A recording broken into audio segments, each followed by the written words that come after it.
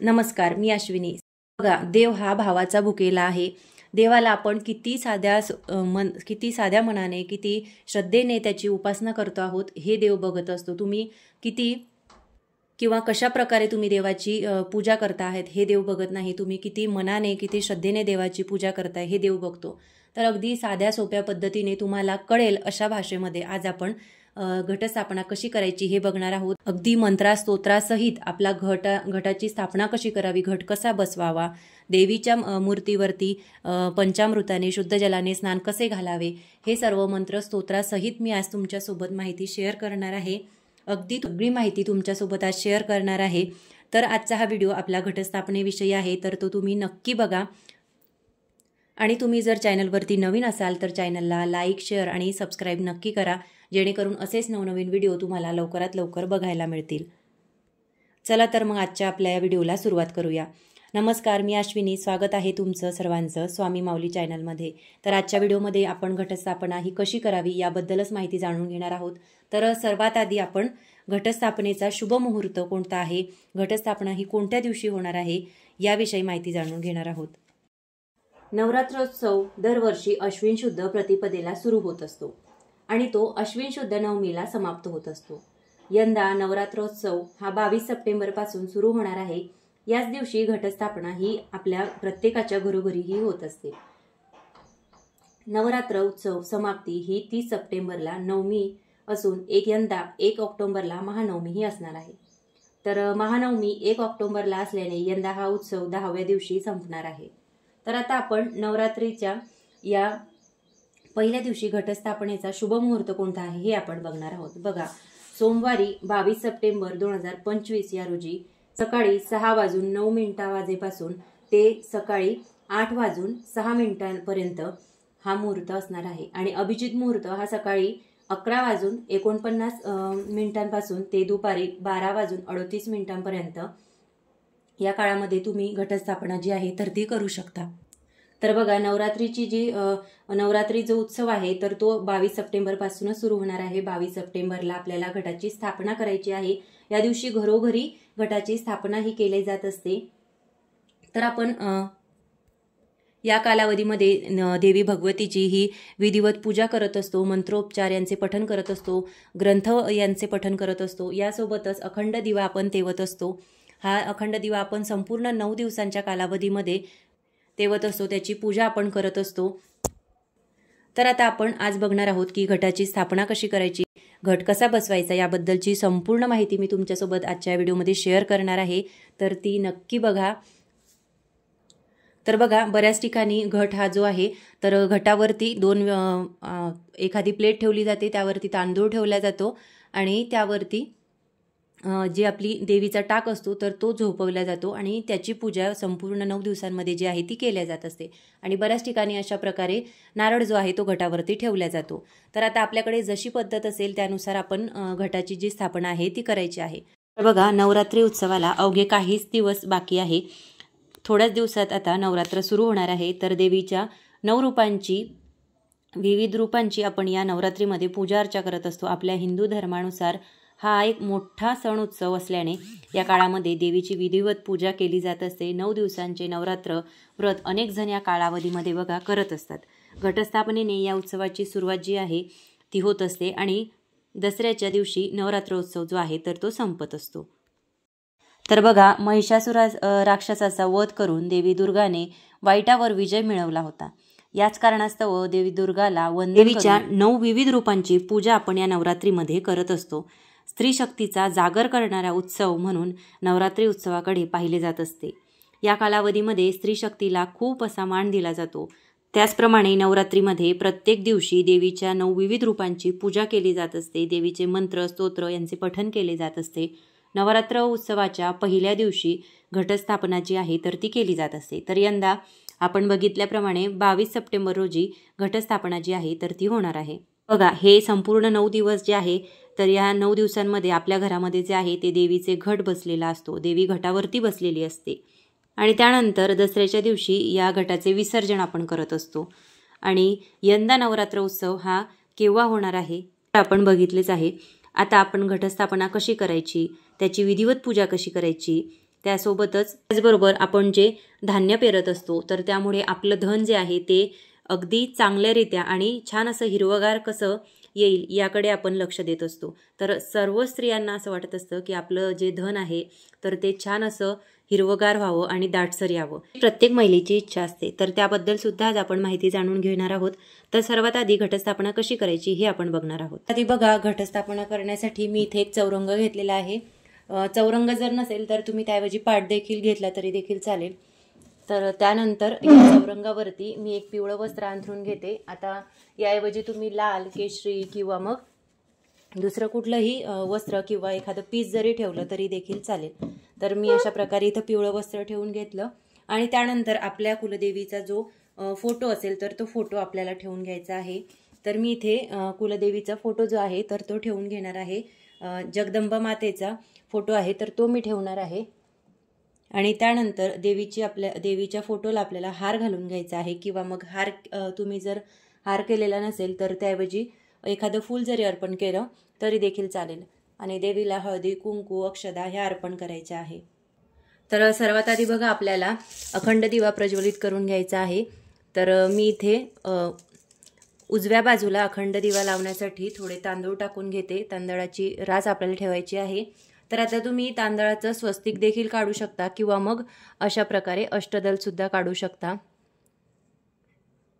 तर मी इथे तांदळाचं अष्टदल काढून घेतलेलं आहे आणि त्यानंतर या अष्टदलावरती सुद्धा आपल्याला हळदी, कुंकू, अक्षदा हे वाहून घ्यायचं आहे।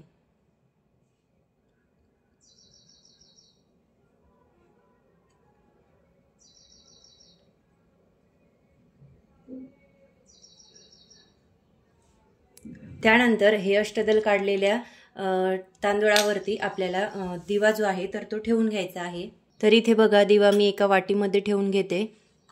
दिव्यामध्ये आपल्याला अशा प्रकारच्या 2 जोड वाती घ्यायच्या आहे किंवा मग जो आपला हा लाल कलावा असतो तर हा कुठल्याही पूजा साहित्याच्या दुकानात आपल्याला मिळतो तर हा आपल्याला घ्यायचा आहे किंवा मग हा धागा नाही भेटला तर आपण ह्या ज्या 2 वाती आहेत जोड तर याची सुद्धा वात करून आपल्या दिव्यामध्ये टाकू शकतो। तर मी ह्या 2 जोड वाती घेतलेल्या आहेत आणि आता ह्या मी दिव्यामध्ये टाकून घेणार आहे। तर बघा, 2 वातीची मिळून मी एक वात तयार करून घेतली आणि त्यानंतर दिवा जो आहे तो इथे तांदळावरती ठेवून घेतला। आता यामध्ये तेल टाकून घेणार आहे। आता तेल हे तुम्ही आता यानंतर मी दिवा प्रज्वलित करून घेतला आणि त्यानंतर मग आपल्याला या दिव्याला कुंकवाचे 5 बोटे लावून घ्यायचे आहे।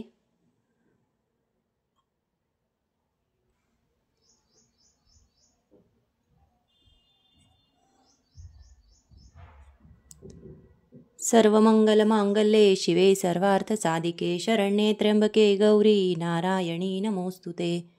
त्यानंतर आपल्याला दिव्याला हळदी, कुंकू, अक्षदा अर्पण करायचे आहे।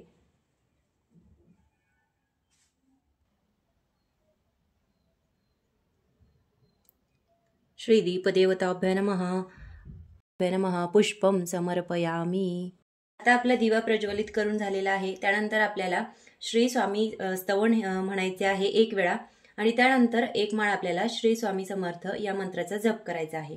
त्यानंतर आपल्याला एक मंत्र म्हणायचा आहे, ओम सर्वमंगल मांगल्ये शिवे सर्वार्थ साधिके शरण्ये त्र्यंबके गौरी नारायणी नमोस्तुते। आता हा मंत्र म्हणत असताना स्त्रियांनी स्वतः आपल्या डोक्याला हळदी, कपाळाला हळदी, कुंकू लावून घ्यायचा आहे आणि पुरुषांनी गंध लावून घ्यायचा आहे। आणि मग त्यानंतर आपण आता यानंतर बघा, आपल्याला एक छोटं तांबण घ्यायचं आहे। ते तुम्ही पितळेचं घेतलं तरी देखील चालेल किंवा मग तांब्याचं घेतलं तरी देखील चालेल। आणि त्यानंतर डाव्या हाताने उजव्या हातावरती आपल्याला थोडंसं पाणी घ्यायचं आहे आणि त्यानंतर आपल्याला काही मंत्र म्हणायचे आहे। तर हे मंत्र असे आहे, ओम ऐं आत्मतत्व शोधयामी नमः स्वाहा, ओम ह्रीं विद्यातत्व शोधयामी नमः स्वाहा, ओम क्लीं शिवतत्व शोधयामी नमः स्वाहा, ओम ऐं ह्रीं क्लीं सर्वतत्व शोधयामी नमः स्वाहा। असे म्हणून हे पाणी जे आहे ते आपल्याला पिऊन घ्यायचे आहे आणि त्यानंतर आपल्याला गायत्री मंत्र म्हणायचे आहे। तर गायत्री मंत्र हा आपल्याला मनामध्येच म्हणायचा आहे। त्यानंतर परत एकदा आपल्याला डाव्या हाताने उजव्या हातामध्ये एक पळी पाणी घ्यायचं आहे आणि त्यानंतर त्यामध्ये आपल्याला हळदी, कुंकू, अक्षदा हे टाकून घ्यायचं आहे आणि त्यासोबतच एक फूलसुद्धा घ्यायचं आहे। आता हे आपल्याला हातामध्ये घेतल्यानंतर आपल्याला संकल्प करायचा आहे की भारद्वाज गोत्रामध्ये उत्पन्न झालेली अश्विनी माझ्या सर्व कुटुंबाला क्षेम, स्थैर्य, आयु, आरोग्य, विद्या, ऐश्वर्य प्राप्तीसाठी, वर्धनासाठी, सर्व दुरित उपशमनासाठी, अशुभ शक्तींचे भय, उपद्रव निवारण्यासाठी, आर्थिक सबलीकरणासाठी, आदित्यादी सकल ग्रहपीडा शांतीसाठी, त्रिविध ताप निरसनासाठी, तसेच श्री कुलदेवी व श्री कुलदैवत व श्री सद्गुरूंची अखंड अचंचल अभेद्य भक्ती, सेवा व सानिध्य प्राप्तीसाठी प्रतिवर्षी कुलाचाराच्या अंगभूत श्री घटस्थापना, अखंड दीप प्रज्वलन आणि श्री दुर्गा सप्तशती प्राकृत ग्रंथाचे अमुक, समजा तुम्ही जर 14 पाठ करत असाल, 28 पाठ करत असाल, 7 पाठ करत असाल किंवा मग 5 पाठ करत असाल तर त्या संख्या आपल्याला म्हणायच्या आहे आणि त्यानंतर या संख्येत पाठाचा संकल्प करीत आहे असे म्हणून आपल्याला हे संकल्प जे आहे तो सोडायचा आहे आणि त्यानंतर परत एकदा आपल्या डाव्या हाताने उजव्या हातावरती पाणी, एक पळीभर पाणी घ्यायचे आहे शुद्ध आणि त्यानंतर परत एकदा ते सोडून द्यायचे आहे। त्यानंतर आपल्याला एक वेळा श्री गणपती अथर्व शीर्षाचे पठण करायचे आहे। यानंतर हे तामन जे आहे ते आपण खाली घेऊन घ्यायचे आहे आणि त्यानंतर आपल्याला 99 मंत्राचे पठण करायचे आहे। ओम ऐं ह्रीं क्लीं चामुंडाय विच्चय, ओम ऐं ह्रीं क्लीं चामुंडाय विच्चय, ओम ऐं ह्रीं क्लीं चामुंडाय विच्चय, ओम ऐं ह्रीं क्लीं चामुंडाय विच्चय, ओम ऐं ह्रीं क्लीं चामुंडाय विच्चय, ओम ऐं ह्रीं क्लीं चामुंडाय विच्चय असे तुम्ही 108 वेळा या मंत्राचे पठण करायचे आहे। आणि त्यानंतर बघा आपल्याला गणपती बाप्पांची स्थापना करायची आहे। तर बघा मी आता अखंड दीप प्रज्वलित करून घेतलेला आहे, देवीचा फोटो सुद्धा ठेवून घेतलेला आहे, चौरंगावरती छान असं वस्त्र अंथरलेलं आहे आणि खाली आपल्याला छोटीशी का होईना छान आणि सुंदर अशी रांगोळी काढून घ्यायची आहे। आता त्यानंतर आपण गणपती बाप्पांचे, तर बघा शक्यतो आपल्याला इथे जे आपण गणपती बाप्पांची स्थापना करणार आहोत तर ती आपल्याला सुपारी स्वरूपच करायची आहे। शक्यतो बघा आपण या घटस्थापनेमध्ये देवीचा जो काही टाक ठेवणार आहोत किंवा मग मूर्ती ठेवणार आहोत तर ती आपल्याला हलवायची नसते आणि सर्व देव जे आहे आपल्या देवाऱ्यातले ते आपल्याला इथे ठेवायचे नाही, फक्त देवीचा टाक आपल्याला इथे ठेवायचा असतो। इथे जो मी देवीचा टाक ठेवणार आहे तर त्याला आपल्याला हलवायचं नाही, त्याची फक्त आपल्याला दुरून पंचोपचार पूजाच करायची आहे। तर म्हणून जे आपली गणपती बाप्पांची मूर्ती आहे ती आपण देवाऱ्यातच ठेवायची आणि सुपारी स्वरूप गणपती बाप्पांच्या मूर्तीची आपण इथे स्थापना करायची। तर सर्वात आधी मी इथे एक छोटं ताम्हण घेतलेलं आहे आणि त्यानंतर त्यामध्ये थोड्या अक्षता टाकून घेते। त्यानंतर गणपती बाप्पा स्वरूप सुपारी याच्यामध्ये ठेवून घेतलेली आहे आणि आता तर बघा सर्वात आधी गणपती बाप्पांची अगदी साध्या पद्धतीने आपल्याला पूजा करायची आहे। तर सर्वात आधी पाण्याने स्नान घालायचे आहे। ओम गंग गणपतये नमः, ओम गंग गणपतये नमः, ओम गंग गणपतये नमः, ओम गंग गणपतये नमः, ओम गंग गणपतये नमः अशा प्रकारे आपल्याला 11 वेळा गणपती बाप्पांना शुद्ध जलाने स्नान घालायचे आहे आणि त्यानंतर आपल्याला पंचामृताने स्नान घालायचे आहे। तर पंचामृताने सुद्धा आपल्याला 11 वेळा स्नान घालायचे आहे। ओम गंग गणपतये नमः, ओम गंग गणपतये नमः, ओम गंग गणपतये नमः, ओम गंग गणपतये नमः, ओम गंग गणपतये नमः असे आपल्याला 11 वेळा स्नान घालायचे आहे। त्यानंतर परत एकदा आपल्याला शुद्ध जलाने स्नान घालायचे आहे। त्यानंतर ही गणपती बाप्पा स्वरूप सुपारी जी आहे तर ती स्वच्छ वस्त्राने आपल्याला पुसून घ्यायची आहे। नंतर आपल्याला गणपती बाप्पा स्वरूप सुपारीची स्थापना करायची आहे। तर त्यासाठी मी इथे एक जोड वेड्याची पानं घेतलेली आहेत आणि त्यावरती थोड्या अक्षदा आपल्याला टाकून घ्यायच्या आहेत आणि त्यानंतर अक्षदा आपल्याला तशाच ठेवायच्या नाही, त्यावरती आपल्याला हळदी कुंकू वाहून घ्यायचं आहे। तर मी ते हळदी कुंकू वाहून घेते आणि त्यानंतर आपल्याला गणपती बाप्पा स्वरूप ही जी सुपारी आहे ही मी इथे या पानावरती ठेवून घेणार आहे। त्यानंतर आपल्याला गणपती बाप्पांना हळदी कुंकू अक्षदा अर्पण करायचं आहे आणि असं काही नाही की संस्कृतमध्येच आपण पठण केलं पाहिजे, आपण साध्या मनाने सुद्धा म्हटले तरी देखील चालेल। हे गणपती बाप्पा मी तुम्हाला हळदी कुंकू अक्षदा अर्पण करते आहे। त्यानंतर गणपती बाप्पांना एक लाल फूल आपण जास्वंदाचं अर्पण करायचं आहे। गणपती बाप्पा मी तुम्हाला फूल अर्पण करते आहे असे म्हणून आपल्याला फूल अर्पण करायचे। त्यानंतर आपल्याला गणपती बाप्पांना नैवेद्य अर्पण करायचा आहे। तर बघा आपल्याला एक पाण्याने भरीव चौकोन काढायचा आहे आणि त्यानंतर आपल्याला गुळ खोबऱ्याचा नैवेद्य गणपती बाप्पांना अर्पण करायचा आहे।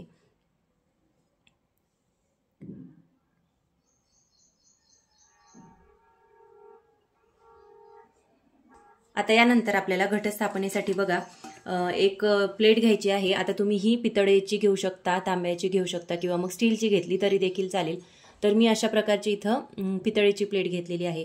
कारण बघा आपण ज्यावेळेस घटावरती पाणी टाकतो तर त्यावेळेस आजूबाजूचा जो भाग आहे तर तो पाण्यामुळे खराब होतो आणि मग जी पूजेचं आपलं ठिकाण आहे तर ते खराब होतं। तर मग याच्यासाठी आपण एखादी प्लेट घ्यायची आहे किंवा मग तुम्ही जी आपली पत्रवाळी असते बघा तर ती घेतली तरी देखील चालेल। तर मी इथं ही पितळेची प्लेट घेतलेली आहे आणि त्यावरती आपल्याला वाळूची जी टोपली आहे तर ती घ्यायची आहे। तर बघा मला ती नाही मिळाली म्हणून मग मी अशा प्रकारे ही मातीची जी छोटी प्लेट आहे तर ती मी घेतलेली आहे। तर मी बरीच शोधली पण मला याच्यापेक्षा छोटी नाही मिळाली आणि जो आपला घट असतो जे आपले धान्य आपण पेरतो तर ते सुद्धा त्याला उगवायला इथे जागा हवी म्हणून मग मी थोडं मोठंच घेतलं। आणि त्यानंतर आपल्याला वाळू घ्यायची आहे बघा। तर आता पाऊस हा भरपूर चालू आहे तर त्यामुळे कोरडी वाळू मला नाही मिळाली तर थोडीफार ती ओलीच आहे। तर तुम्हाला जर शक्यतो मिळाली कोरडी तर तुम्ही कोरडीच घ्या। चिकट माती जर घेतली तर त्यामुळे धान्य उगवायला त्रास होतो, धान्य जे आहे ते व्यवस्थित उगवत नाही। तर त्यामुळे भुसभुशीत अशीच आपल्याला माती घ्यायची आहे। माती जी आहे ती टाकून घेणार आहे। तर ही थोडीफार ओली आहे। आता तुम्हाला जर कोरडी मिळाली तर फारच चांगलं, तुम्ही कोरडी घ्या। आता मी खूप शोधली पण मला अशी थोडी ओलसरच माती मिळाली। तर आता आपल्याला ही एकच लेयर टाकायची आहे आणि त्यानंतर आपल्याला सगळी माती जी आहे ती टाकून द्यायची नाही। त्यानंतर आपल्याला धान्य टाकायचं आहे। तर इथे बघा मी हे 7 धान्य घेतलेलं आहे।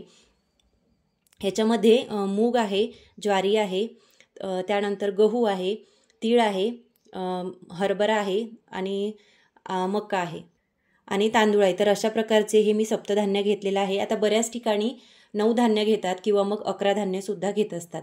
तर तुम्हाला तुमच्याकडे जी प्रथा असेल त्यानुसार तुम्ही हे धान्य जे आहे ते घ्यायचे आहे किंवा बऱ्याच ठिकाणी फक्त गहू देखील टाकला जातो।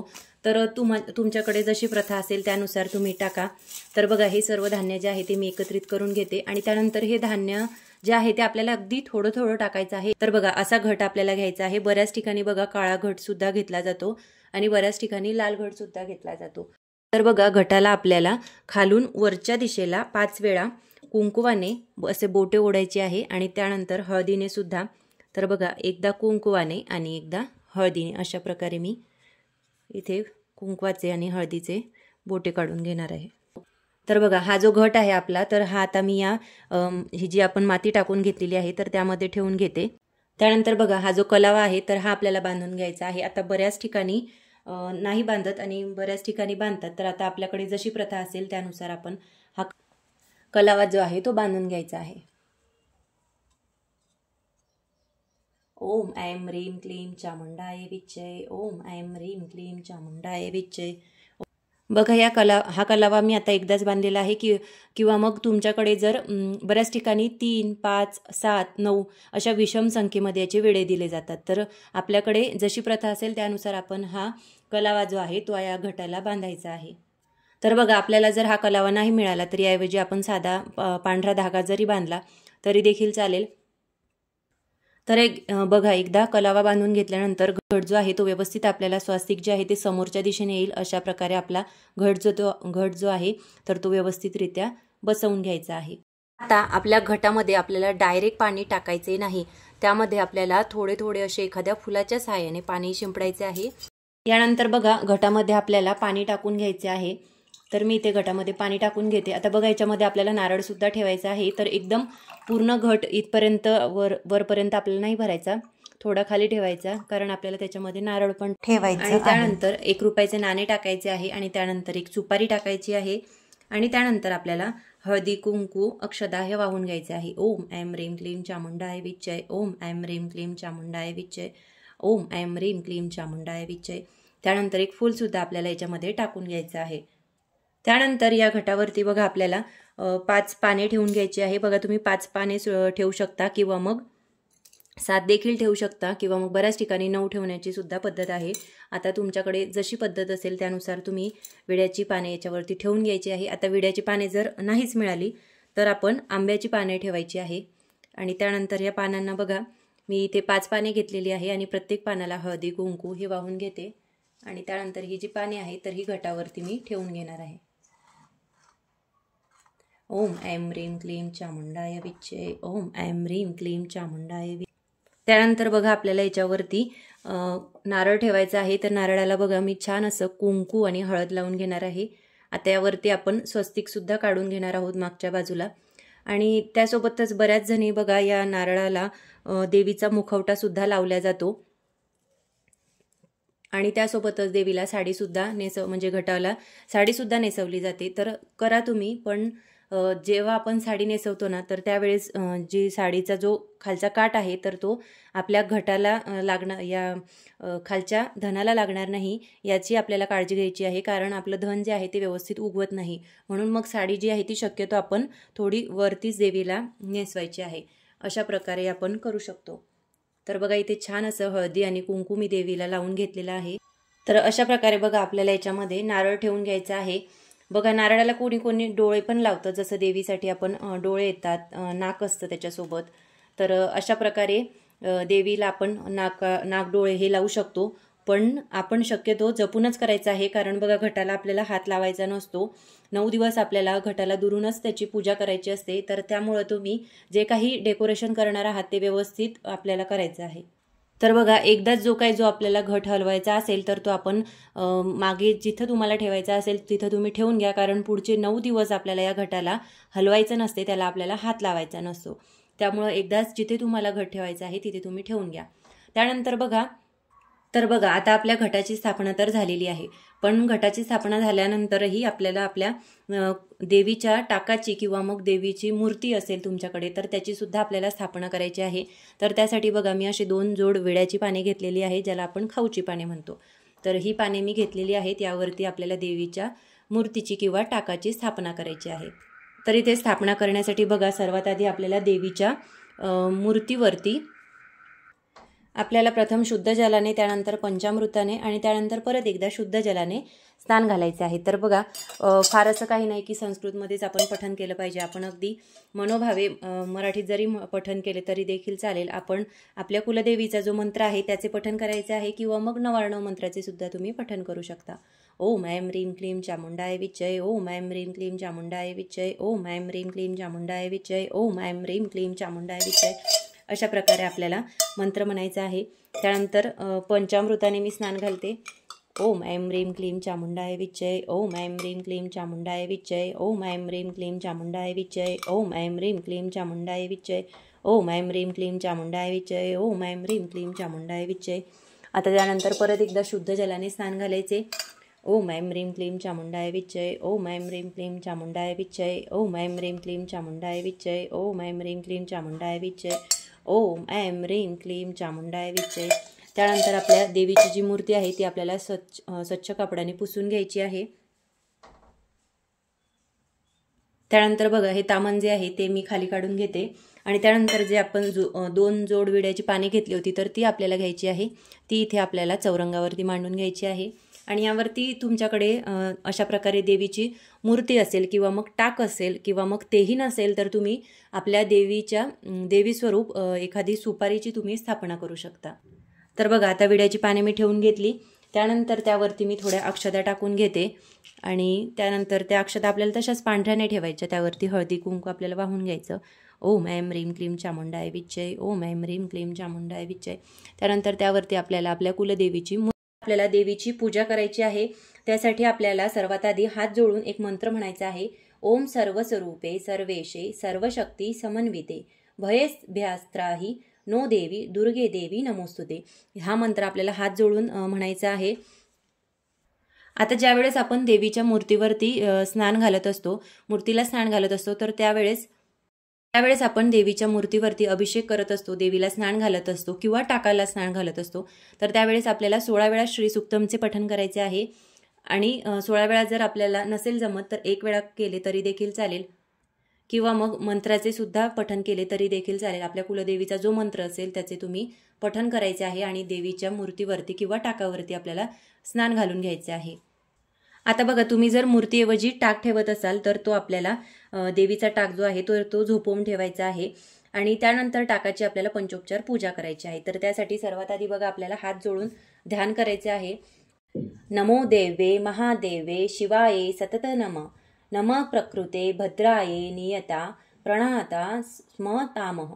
श्री महाकाली महालक्ष्मी महासरस्वती त्रिगुणात्मिका दुर्गा देवे नमः ध्यायमी नमस्काराणि समर्पयामी असे म्हणून आपल्याला देवीला नमस्कार करायचा आहे। आता जर तुम्ही मूर्ती ठेवत असाल किंवा मग टाक ठेवत असाल तर त्याची आपल्याला पंचोपचार पूजा करायची आहे। तर आता बघा, सर्वात आधी आपल्याला गंध लावायचे आहे, त्यासोबतच अक्षता सुद्धा व्हायची आहे आणि हळदी कुंकू लावायचे आहे। तर त्यावेळेस आपण असं म्हणायचं आहे,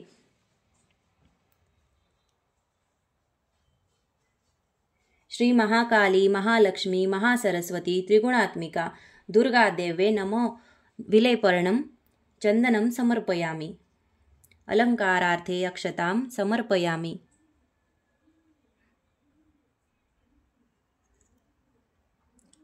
हरिद्रम कुंकुम सौभाग्यद्राविणी समर्पयामी असे म्हणून आपल्याला गंध लावायचे आहे, अक्षदा हळदी कुंकू हे व्हायचे आहे। त्यानंतर आपल्याला देवीला एक फूल अर्पण करायचे आहे। श्री महाकाली महालक्ष्मी महासरस्वती त्रिगुणात्मिका दुर्गा देवे नमो नमः ऋतुकालोद्धम पुष्पम समर्पयामी असे म्हणून आपल्याला देवीला फूल अर्पण करायचे आहे। त्यानंतर आपल्याला देवीला धूप ओवाळून घ्यायचा आहे। श्री महाकाली महालक्ष्मी महासरस्वती त्रिगुणात्मिका दुर्गा देवे नमः धूपम आघ्रापयामी असे म्हणून आपल्याला धूप ओवाळून घ्यायचा आहे।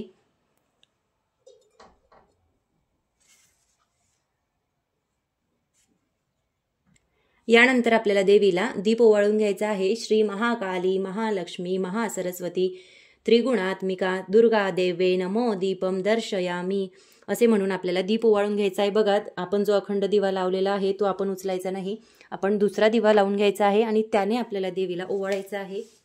आता दीप ओवाळून घेतल्यानंतर बघा, आपल्याला देवीला नैवेद्य अर्पण करायचा आहे। तर त्यासाठी आपल्याला एक भरीव चौकोन काढून घ्यायचा आहे आणि त्यानंतर त्यावरती तुम्ही एखाद्या फळाचा नैवेद्य दाखवा, कारण आपल्याला या दिवशी उपवास असतो। तर अर्थात आपण फराळाचं तर एवढ्या सकाळी होत नाही, तर मग आपण एखाद्या फळाचा किंवा मग अगदी दूध साखरेचा नैवेद्य दाखवला तरी देखील चालेल। तर बघा, मी इथे एक फळ ठेवून घेते। आता फळ तुम्ही कोणतंही घ्या, सफरचंद घ्या, केळी घ्या किंवा मग डाळिंब घेतलं तरी देखील चालेल। त्यानंतर दूध साखरेची सुद्धा वाटी मी इथे ठेवून घेते आणि आता हा नैवेद्य आपल्याला देवीला दाखवून घ्यायचा आहे। त्यानंतर बघा, आपल्याला आता घटाची पूजा करायची आहे। घटाला हळदी कुंकू अक्षदा आपल्याला अर्पण करायच्या आहेत। सर्व मंगल मांगल्ये शिवे सर्वार्थ साधिके शरण्ये त्र्यंबके गौरी नारायणी नमोस्तुते। त्यानंतर आपल्याला घटाला तुम्ही जर वेणी घेतलेली असेल तर ती तुम्ही अर्पण करायची किंवा मग फूल अर्पण केलं तरी देखील चालेल, पण शक्यतो या 9 दिवसांमध्ये आपण घटाला रोज एक नवीन वेणी छान अशी सुवासिक फुलांची आपण अर्पण करायची आहे। तर बघा, मी इथे जी फुलं आणलेली होती तर त्याचा मी असा सुंदर असा एक गजरा घरीच तयार केलेला आहे। मला व्यवस्थित नाही बनवता आला, पण जसा आला मी तसा बनवला। तर हा जो गजरा आहे हा मी देवीला घटाला अर्पण करते। नमो देवे महादेवे शिवाये। तर बघा, छान अशी वेणी आपल्या घटाला मी अर्पण केलेली आहे। त्यानंतर आपण जर कापसाची वस्त्रमाळ तयार केली असेल तर ती सुद्धा आपल्याला घटाला घालून घ्यायची आहे। मी इथे कापसाची जी वस्त्रमाळ आहे ती तयार केली होती, तर ती आता मी घटाला घालून घेणार आहे आणि त्यानंतर आपल्याला घटाला नमस्कार करायचा आहे। आपली अशी ही अगदी साध्या सोप्या पद्धतीने मंत्र स्तोत्रासहित शास्त्रोक्त पद्धतीने घटस्थापना जी आहे तर ती झालेली आहे।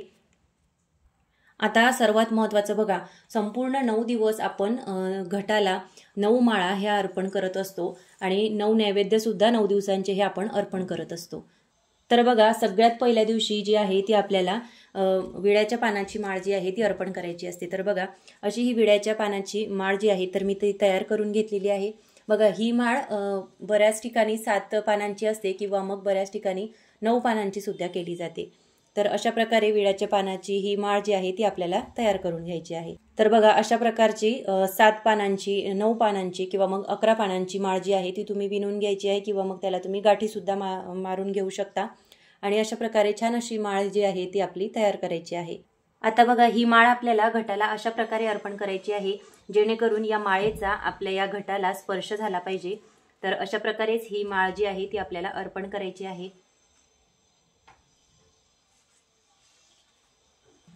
तर अशा प्रकारे ही जी माळ आहे ती आपल्या घटाला स्पर्श करेल अशा प्रकारे आपल्याला घटावरती ती ठेवायची आहे।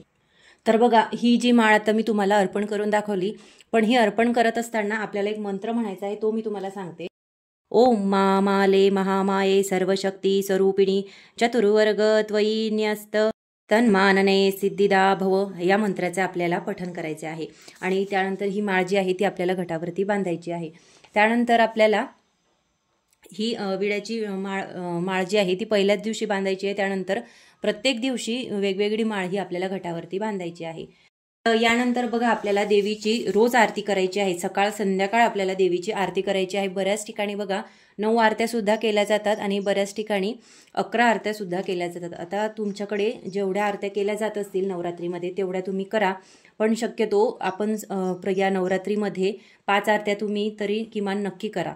आणि यासोबतच बघा रोज आपल्याला घटावरील भगवतीची दुरूनच पंचोपचार पूजा करायची। आता बऱ्याच ठिकाणी बघा सुरुवातीला सांगितल्याप्रमाणे घटावरती देवीचा जो टाक असतो तर तो झोपवला जातो आणि त्याला आपण पूर्ण 9 दिवस हे हात लावत नाही, दुरूनच देवीची पंचोपचार पूजा होत असते। तर यामुळे घटावर जर तुम्ही देवीचा टाक हा झोपवलेला असेल तर देवीच्या घटाची आणि देवीची सुद्धा आपल्याला दुरूनच पंचोपचार पूजा करायची आहे। आणि देवीला माळ जी आहे घटाला जी माळ आहे तर ती आपल्याला चढवायची आहे आणि आरती आपल्याला करायची आहे। यासोबतच बघा 9 दिवसात सर्व कुटुंबियांनी मिळून 14 किंवा 28 पाठ हे दुर्गा सप्तशती ग्रंथाचे प्राकृत किंवा मग संस्कृतमध्ये तुम्ही करायचे आहे। बघा हा दुर्गा सप्तशती ग्रंथ आहे, याचे आपल्याला 7 पाठ करू शकता तुम्ही किंवा मग 11 करू शकता, 9 करू शकता किंवा मग 14 आणि 28 सुद्धा करू शकता। आता तुम्हाला जेवढं जमेल या 9 दिवसांमध्ये तेवढे पाठ तुम्ही या दुर्गा सप्तशती ग्रंथाचे करायचे आहे। बघा या नवरात्रीमध्ये दुर्गा सप्तशती ग्रंथाचे पाठ करण्याचे अनन्यसाधारण असे महत्त्व आहे। तुम्ही आवर्जून एक तरी पाठ या नवरात्रीमध्ये दुर्गा सप्तशती ग्रंथाचा हा नक्की करा। याचा सुद्धा मी एक वेगळा व्हिडिओ बनवलेला आहे, तो सुद्धा तुमच्यासोबत लवकरच शेअर करणार आहे। तर या ग्रंथाचे आपण आवर्जून पाठ करा आणि या ग्रंथाचे जर आपण पठण करत असू तर हा ग्रंथ सुद्धा आपल्याला पूजेमध्ये समोर ठेवून घ्यायचा आहे आणि त्याची सुद्धा आपल्याला पूजा करायची आहे। या ग्रंथाला सुद्धा आपल्याला हळदी कुंकू अक्षदा जे आहे ते लावून घ्यायचे आहे। आणि त्यानंतर रोज आपल्याला दिवसातून जेव्हा शक्य होईल तेव्हा आपल्याला रात्री नाही पण संध्याकाळपर्यंत या ग्रंथाचे आपल्याला पठण करायचे आहे। त्यानंतर बघा तुमच्या कुलाचारानुसार सप्तमी किंवा अष्टमीला आपल्याला फुलोरा बांधायचा असतो, तर आपल्याकडे जशी पद्धत असेल त्यानुसार आपण सप्तमीला किंवा अष्टमीला फुलोरा हा बांधायचा आहे।